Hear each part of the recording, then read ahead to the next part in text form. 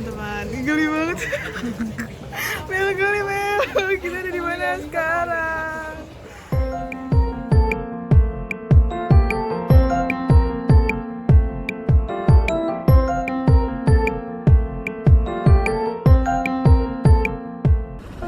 So, last December, right before this whole pandemic changed the world, luckily I've been given the chance to live my dreams in South Korea for a whole month full of wonderful things that ever happened in my life.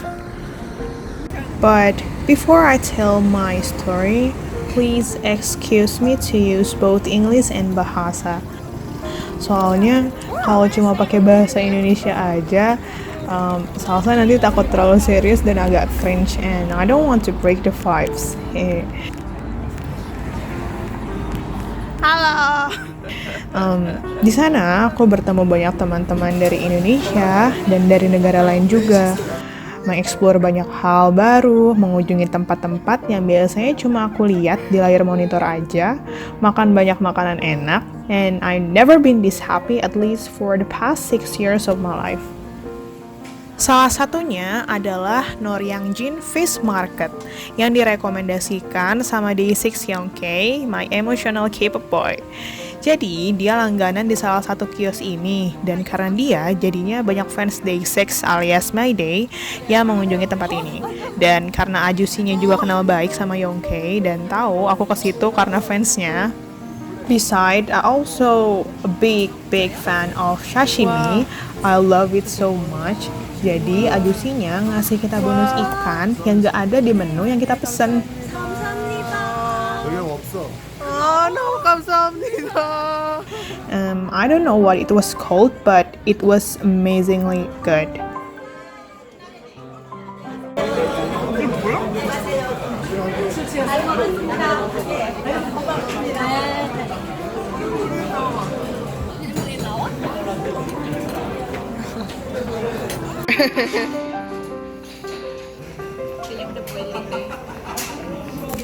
Nah, silahkan monggo.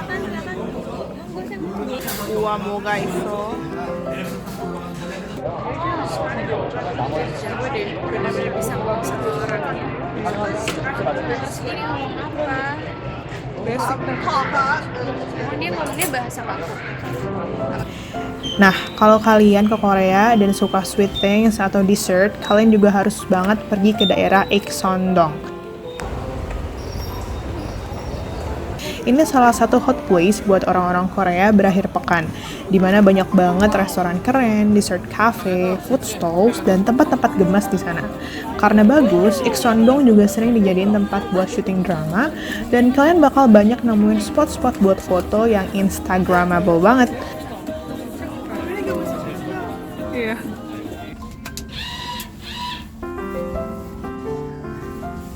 Choyong. Wow. Wah.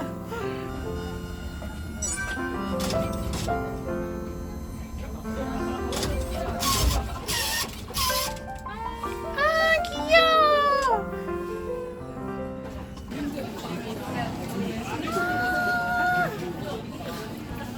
순영사. 이런 거 작은 거 주는 거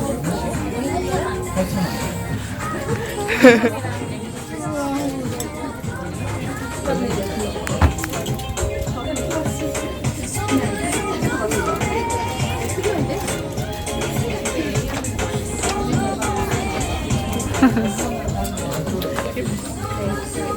뭐예요? 치즈 dan hotdog kanan, 치즈 hotdog kanan.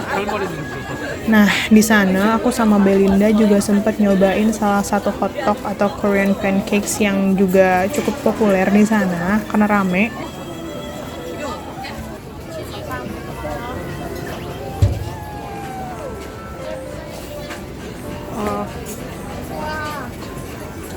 Kita mesen yang isiannya keju dan madu.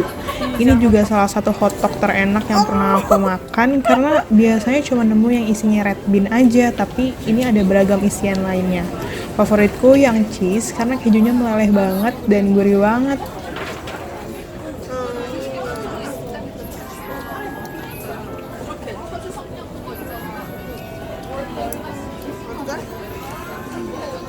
kalian juga harus cobain souffle pancakes di cafe ini. It's called Dongbek Yang Gwajong, atau sering disebut juga Dongbek Souffle Pancakes Cafe sama turis.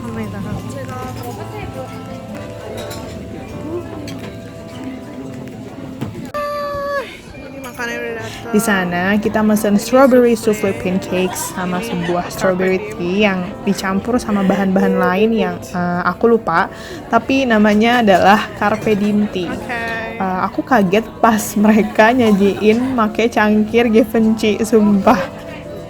And also by the way, aku sebenarnya mesen carpe diem tea bukan karena deskripsi bahannya, tapi karena ini merupakan sebuah frasa dalam bahasa Latin yang aku suka, dan artinya adalah seize the day, yang mengartikan bahwa kita harus memaksimalkan hari ini. Dan aku gak ngerti banget rasanya kayak makan dessert dari surga, lebay sih ini. Tapi emang seenak itu. Kalian bisa lihat kan mataku sampai membelalak kayak gitu. Lembut banget, manisnya pas, stroberinya fresh dan cukup besar, carpe diem tea-nya juga enak, seger, gak perlu dikasih gula lagi karena udah harum dan enak. Emang agak pricey sih, but you know, girls think including me, I tend to spend more in foods, but as long as it makes me happy, then it'll be worth it. Dan salah satu impianku yang terwujud juga adalah nonton konser Day6 langsung di Korea. I can't help to cry and let my emotion fill me up, but that was one of the best moment that I always thankful for. Dan di sana aku realize bahwa seberapa jauh aku telah berprogress, and I should give myself a big hug and say thank you for surviving and being even better.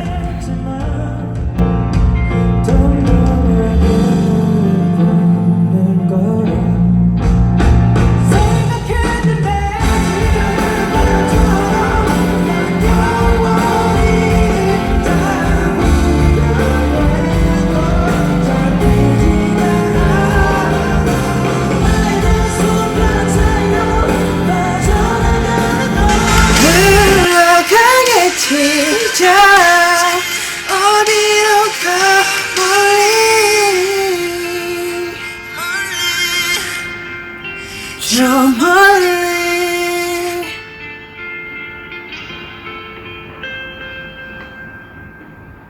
But not with my dreams. You know, some of you must surely know too that South Korea has been like a half of me. It will always be a special place on earth for me after Indonesia. Basically, most of my time for the past years in this digital world, I've been exposed myself with all of the Korean things, especially during my hard time surviving from my depression.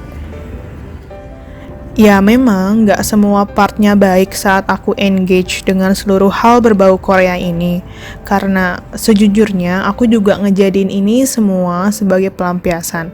Dulu aku pernah bercita-cita ingin sekolah di Korea Selatan, bahkan aku beneran sempet udah nyiapin untuk pergi. Tapi aku sadar itu bukanlah langkah yang baik karena memang I did it as a runway yang malah bakal ngejauhin diriku sendiri dari impianku untuk jadi psikolog. Mungkin kalau aku pergi waktu dulu, aku gak akan bisa jadi salsa yang hari ini. Dan mungkin itu juga gak bakal seindah yang aku bayangkan pada saat itu. Karena aku dulu menjadikan Korea sebagai pelampiasan, pelarian, there was also times when I done it too far and having myself crossing the limit. Tapi ketika aku sadar hal itu berubah menjadi tidak baik, I really tried hard to reset myself. Dan aku berusaha untuk mendefinisikan kembali apa sebetulnya K-pop, Korea means to my life. Dan aku berusaha untuk menentukan dengan jelas batasan-batasannya untuk diriku. Sampai pada akhirnya, Korea has been one of the greatest motivation, also resources for myself to survive and to fight over my hardship in my real life. Aku menyadari bahwa nggak seharusnya aku menjadikan Korea sebagai pelarianku, karena itu nggak akan berdampak positif terhadap diriku, dan malah akan semakin membuat diriku takut untuk menghadapi kehidupan di dunia nyata. Biarpun aku merasa senang, tapi aku sadar bahwa aku nggak pernah bahagia, karena senang aja itu nggak cukup kalau luka dalam dirimu tidak pernah terobati. Dan satu-satunya kunci untuk menjadi bahagia adalah berdamai dengan dirimu sendiri. mengobati dirimu sendiri dan mengapresiasi dirimu sendiri. Mengobati luka memang akan selalu sakit, bayangin aja kalian jatuh terus lecet. Ketika diobatin pasti sakit kan, tapi pasti kalian juga bakal sembuh kalau memang lukanya diobati dengan benar. Ya sama halnya dengan hatimu, dengan jiwamu, pasti kalian akan merasa lebih betul-betul bahagia jika lukanya diobati. Akhirnya aku pun mencoba lebih mencari hal-hal positif yang bisa aku lakukan, yang bisa menjagaku untuk gak berlebihan, tapi tetap membuat aku senang dalam urusan Korea-Koreaan ini.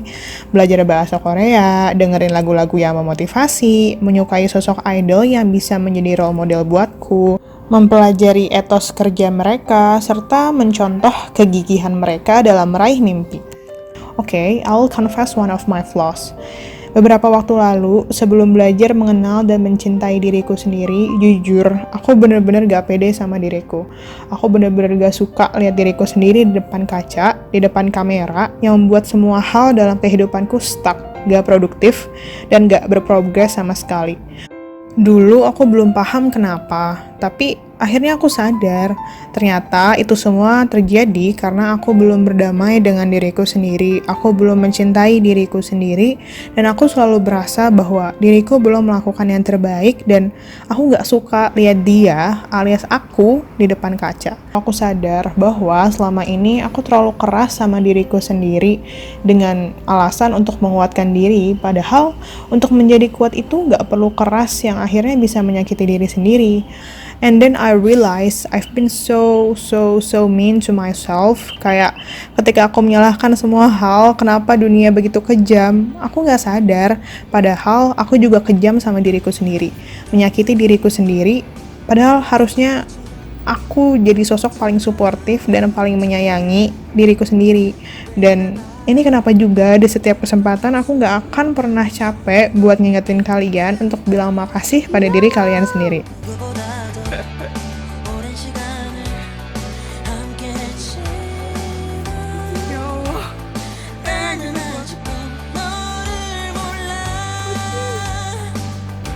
Ya.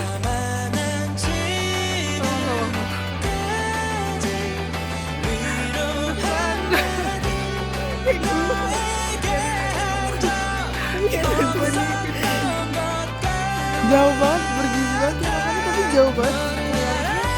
Itu kan ketinggian kan. Kalau di Indonesia ya tuh pasti apa kayak yang cungkring itu yang sangat memuas untuk dikasih makan. Ini mah gak usah dikasih makan apa? Jadi itu adalah campus tour Korea University, sekaligus menutup perjalanan dan cerita kita di Korea University di International Winter Campus. Yay! See you again, and jangan lupa untuk bilang makasih pada diri kalian sendiri pada hari ini. Parah. Stay happy and healthy. Bye. Hai Salsa, terima kasih ya karena telah kuat melangkah hingga sejauh ini. Terima kasih karena telah melawan rasa takutmu, egomu, kebencianmu. Karena dirimu yang sebenarnya jauh lebih kuat untuk menghadapi rintangan apapun itu yang menghadang. Tapi jangan juga membenci masa buruk itu, mimpi buruk itu, karena bagaimanapun juga berkat itu semua, kamu bisa menjadi dirimu yang lebih baik hari ini. Selamat karena telah menghargai setiap prosesnya, karena telah menemukan dirimu yang sebenarnya lagi, dan juga karena telah menemukan kembali impian besarmu yang sempat terlupakan itu. Keep being a dreamer because nightmare isn't real. Wake up gratefully and work for your amazing dreams because it could be real. Dan untuk kalian, jangan menyerah untuk bekerja keras mewujudkan impian kalian ya. Walaupun hari kemarin dan hari ini terasa berat, percayalah bahwa itu semua akan menguatkan dirimu di hari esok dan akan membantumu menjadi pribadi yang lebih baik. Biarpun kamu pernah melakukan kesalahan, gak apa-apa kok. Karena tidak ada manusia yang sempurna yang luput dari kesalahan. Jangan terlalu keras sama dirimu sendiri. Jangan biarkan itu semua menghantuimu. You probably did all you could. Dan yang harus kamu lakukan sekarang adalah berdamai dengan apapun itu kondisinya. Berdamai dengan dirimu sendiri, maksimalkan potensimu, dan jadilah pribadi yang lebih baik. Jangan lupa juga untuk selalu berterima kasih pada dirimu sendiri setiap hari, because you are deserve to be loved by yourself.